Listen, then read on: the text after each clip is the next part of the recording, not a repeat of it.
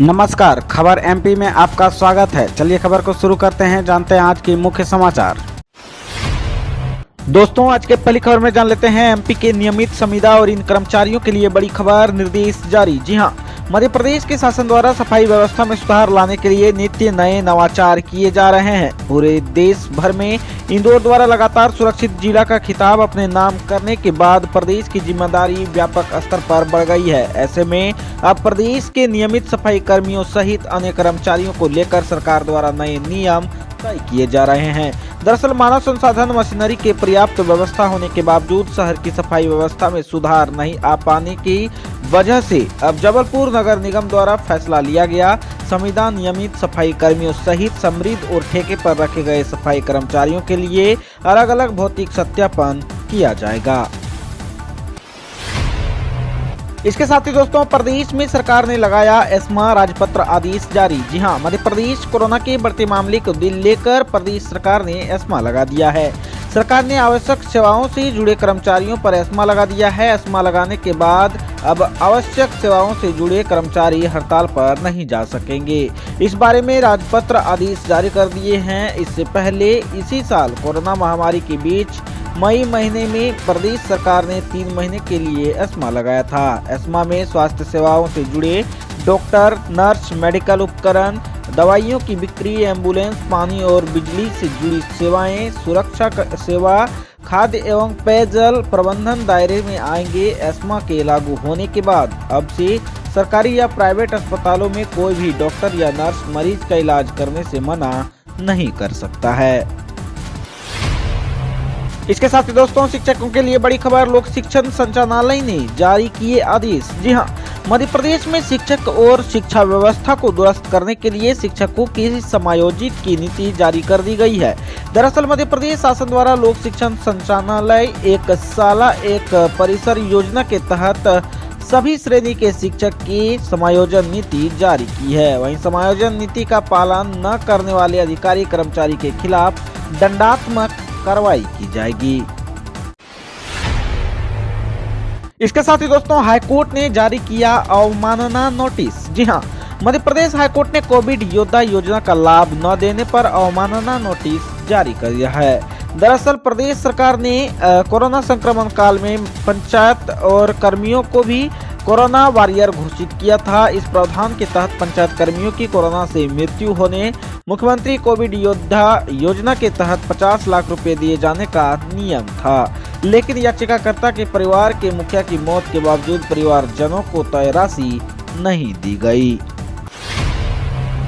कर्मचारियों को जनवरी से वेतन में मिलेगा तोहफा, 4500 रुपए बढ़कर आएंगे राशि, जाने कैसे करें क्लेम। जी हाँ, केंद्रीय कर्मचारियों को नए वर्ष में वेतन वृद्धि के लाभ सहित कई अन्य तरह के लाभ दिए जा सकते हैं। दरअसल केंद्र सरकार के कर्मचारियों को फरवरी महीने से बढ़ा हुआ वेतन मिल सकती है। मीडिया रिपोर्ट्स के अनुसार 7th पे कमीशन के तहत कर्मचारियों को उनके जनवरी 2022 के वेतन के साथ कुछ अतिरिक्त राशि मिलने वाली है। राज्य सेवा परीक्षा 2019 के परीक्षा परिणाम घोषित, रिजल्ट में गड़बड़ी को लेकर 10 जनवरी को होगी सुनवाई। जी हां, एमपीपीएससी द्वारा राज्य सेवा परीक्षा के परिणाम घोषित कर दिया गया। दरअसल एमपीपीएससी के परीक्षा परिणाम घोषित होने के साथ ही अब नियमों की अनदेखी के बाद फिर से सवाल खड़े हो रहे हैं। इस मामले में अभ्यर्थियों ने हाईकोर्ट में करीब 100 अलग अलग याचिकाएं दायर की है। दरअसल 31 दिसंबर को साल के आखिरी दिन उम्मीदवारों का इंतजार जो है तो पूरा हुआ, जो एमपीपीएससी द्वारा राज्य सेवा परीक्षा 2019 के मेंस परीक्षा के परिणाम घोषित किए गए थे। इसके साथ ही राज्य वन सेवा परीक्षा के परीक्षा परिणाम घोषित किए गए। वहीं एक बार फिर अभ्यर्थियों द्वारा नियमों की अनदेखी की बात कही जा रही है। इसके साथ ही दोस्तों, राज्य शासन ने जारी किए निर्देश, एक मुश्त मिलेगा 2 महीने का मुफ्त राशन, लाखों लोगों को होगा फायदा। जी हां, देश भर में कोरोना की तीसरी लहर की दस्तक के बाद अब राज्य शासन के निर्देश अनुसार ग्रामीणों को प्रधानमंत्री गरीब कल्याण योजना के तहत 2 माह जनवरी और फरवरी का खाद्यान्न एक साथ जो है तो उपलब्ध कराया जाएगा। एमपी में लॉकडाउन और बाजार बंद पर नरोत्तम मिश्रा का बड़ा बयान, बोली गृह मंत्री रहे सचेत। जी हां, मध्य प्रदेश में 24 घंटे में 1033 मामले सामने आए हैं। कोरोना केसों में बढ़ोतरी को देखते हुए राज्य सरकार द्वारा नई गाइडलाइन जारी की गई। हालांकि इसके साथ ही प्रदेश में लॉकडाउन को लेकर कई तरह की अफवाह भी देखने को मिल रही है। इन अफवाहों के बीच गृह मंत्री नरोत्तम मिश्रा का बड़ा बयान सामने आया है। मीडिया से चर्चा के दौरान प्रदेश के गृह मंत्री नरोत्तम मिश्रा ने कहा कि वर्तमान में प्रदेश में लॉकडाउन बाजार बंद करने का कोई भी प्रस्ताव विचाराधीन नहीं है। कोरोना पेशेंट के इलाज में लगे डॉक्टरों की सेवाएं 8 घंटे से अधिक न हो। जी हां, corona update. Indian medical association ने अपनी तरफ से एक सूचना जारी करते हुए कहा है कि कोविड-19 में मरीजों की सेवा में लगे डॉक्टरों की ड्यूटी 8 घंटे से ज्यादा न हो और इस बात को सुनिश्चित राज्य और केंद्र सरकार करें। देश भर के डॉक्टर इस समय कोरोना वायरस के मरीजों के इलाज में लगे हुए हैं। ऐसे में डॉक्टरों के हित की परवाह करते हुए इंडियन मेडिकल एसोसिएशन ने यह सूचना जारी की है। इसके साथ ही दोस्तों, शिवराज सरकार पर भड़की ओबीसी महासभा। कहा, हमें भोपाल से खदेड़ा, हम भाजपा नेताओं को गांव से खदेड़ेंगे। जी हां, मध्य प्रदेश में पंचायत चुनाव में ओबीसी आरक्षण को लेकर भोपाल में हुए आंदोलन के बाद ओबीसी महासभा ने बीजेपी सरकार पर बड़ा हमला बोला है।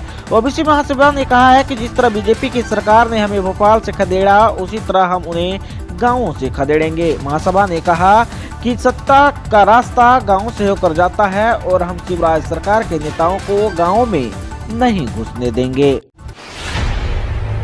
पीएबी के आरक्षक भर्ती परीक्षा 8 जनवरी से 12 लाख उम्मीदवार हो रहे हैं शामिल। जी हां, प्रोफेशनल एग्जामिनेशन बोर्ड पीएबी 8 जनवरी से पुलिस आरक्षण भर्ती परीक्षा शुरू करने जा रहा है। इसके प्रवेश पत्र जारी कर दिए गए हैं।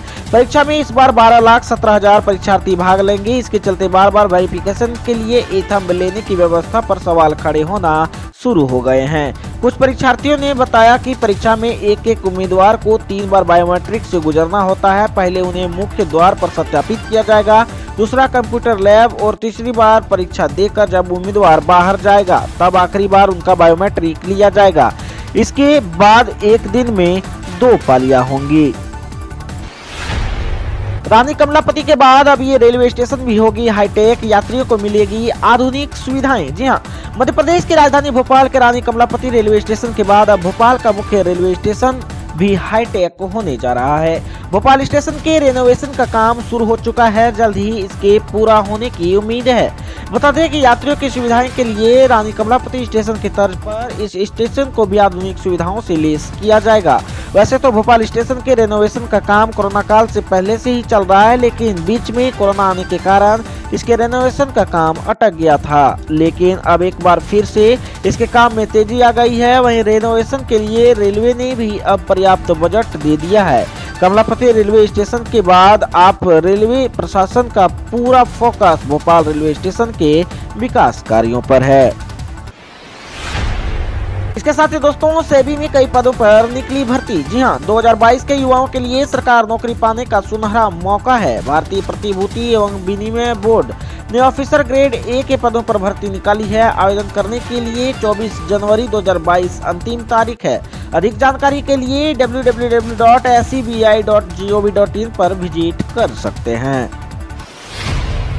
वहीं दोस्तों, बात करें मध्य प्रदेश में कोरोना अपडेट पर, तो मध्य प्रदेश में संक्रमितों का एक दिन में आंकड़ा 1000 के पार, पॉजिटिविटी रेट भी बढ़ी। जी हां, कोरोना की तीसरी लहर प्रदेश में तेजी के साथ असर दिखा रही है। बीते दिन को प्रदेश के अंदर कुल 1033 नए कोरोना संक्रमित पाए गए।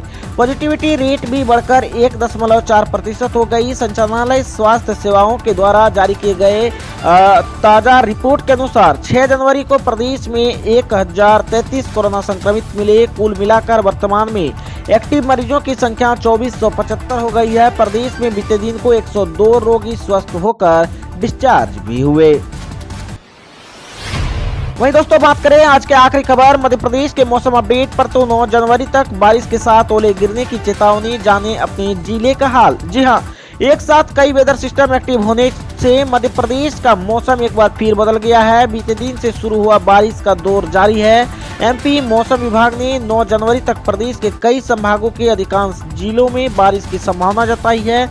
मौसम विभाग के कुछ संभागों में बारिश के साथ ओले गिरने की भी चेतावनी जारी की है।